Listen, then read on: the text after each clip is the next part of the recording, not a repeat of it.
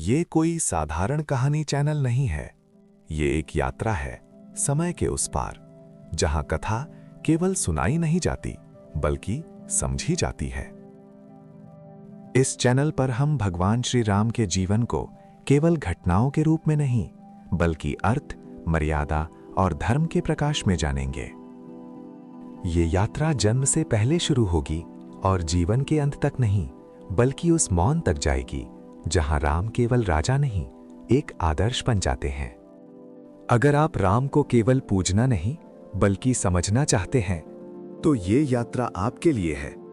रावण को मारने वाले राम का जन्म रावण के जन्म से पहले ही तय हो गया था। असंभव लगता है ना, लेकिन ये सत्य है। ये कहानी केवल हजारों साल पुरानी नहीं, ये लाखों वर्षों पुरानी है।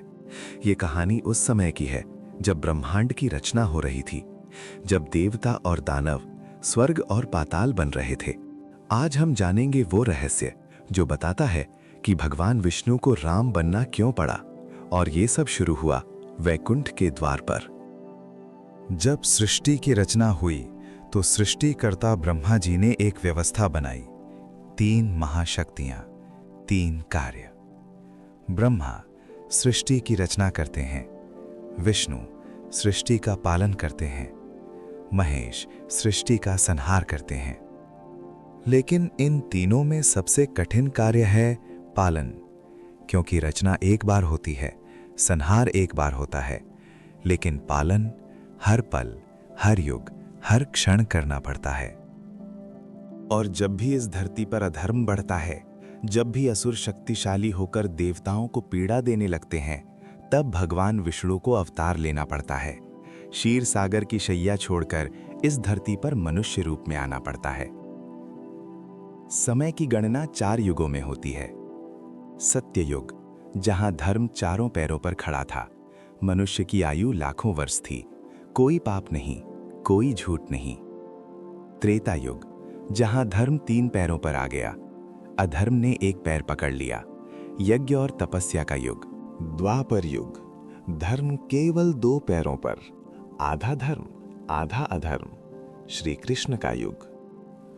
और अंत में कलि युग, जहां धर्म केवल एक पैर पर लड़खड़ाता है।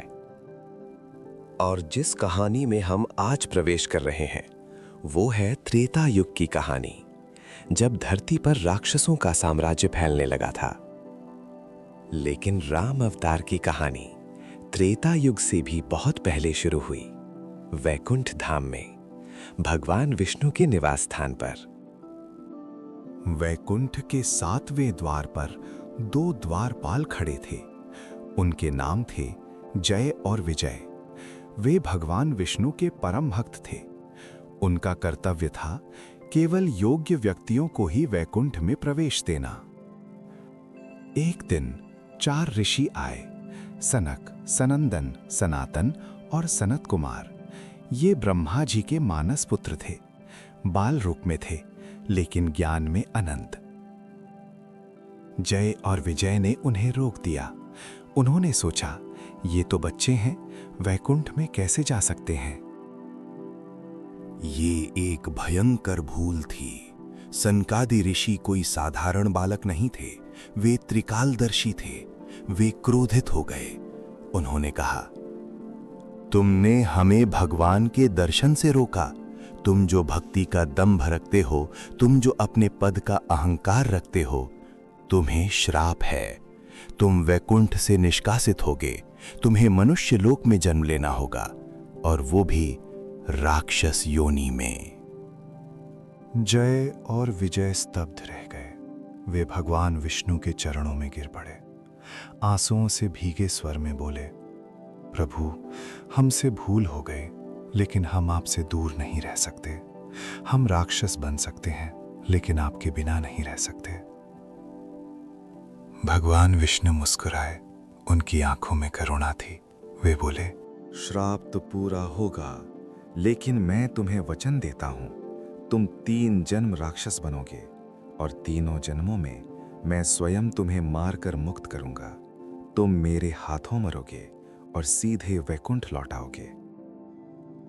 और इस तरह एक श्राप ने 3 महान अवतारों की नींव रख दी।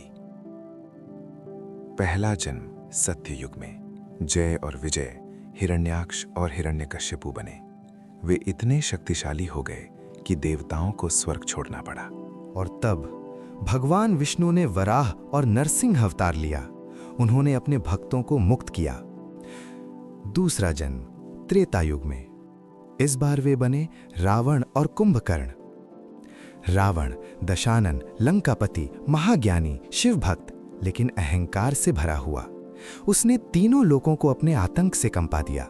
देवता, ऋषि, मनुष्य सब त्रस्त। और इसीलिए भगवान विष्णु को राम बनना पड़ा, मर्यादा पुरुषोत्तम राम। दूसरा अदिति, अतुंगिपिति। लेकिन ध्यान दीजिए, राम ने केवल रावण को नहीं मारा, उन्होंने उसे मुक्ति दी, क्योंकि रावण कोई साधारण राक्षस नहीं था। वो भगवान विष्णु का द्वारपाल था। वो अपने प्रभु के हाथों मरने के लिए इतना पाप कर रहा था। यही कारण है कि जब राम के बाण ने रावण का वध किया तो एक ज्योति निकली। वो ज्योति श्री राम के चरणों में समा गई। रावण मुक्त हो गया। तीसरा जन्म द्वापर युग में।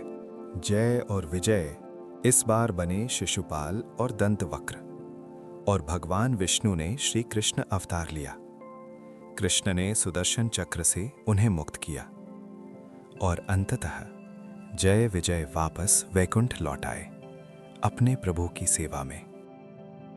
अब सवाल उठता है, भगवान विष्णु राम क्यों बने? वे किसी भी रूप में आ सकते थे। उत्तर है मर्यादा।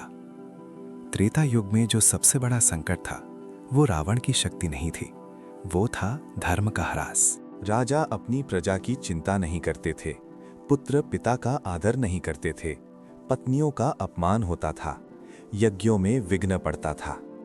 इसीलिए विष्णु भगवान ने मनुष्य रूप में आने का निर्णय लिया, राम बनकर, ताकि वे दिखा सकें एक आदर्श पुत्र कैसा होता है, एक आदर्श भाई कैसा होता है, एक आदर्श पति कैसा होता है और एक आदर्श राजा कैसा होता है।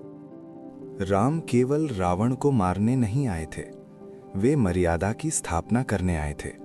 वे ये सिखाने आए थे कि शक्ति से बड़ा है चरित्र। और यही कारण है कि आज हजारों वर्षों बाद भी जब हम कहते हैं जय श्री राम, तो हम केवल एक नाम नहीं ले रहे, हम एक आदर्श को नमन कर रहे हैं, एक जीवन शैली को स्वीकार कर रहे हैं। तो ये थी कहानी उस दिव्य योजना की जो युगों पहले बनी थी। राम का जन्म कोई संयोग नहीं था, ये एक ब्रह्मांडीय आवश्यकता थी, जय और विजय को मुक्ति देने के लिए। रावण जैसे महाज्ञानी लेकिन अहंकारी राक्षस को मारने के लिए। और सबसे बड़ा कारण, मानवता को मर्यादा का पाठ पढ़ाने के लिए। लेकिन रावण बना कैसे इतना शक्तिशाली? उसने कौन सी तपस्या की? उसे कौन से वरदान मिले? और क्यों भगवान शिव ने उसे इतनी शक्तियां दी? ये सब जानने के लिए देखिए अगला एपिसोड।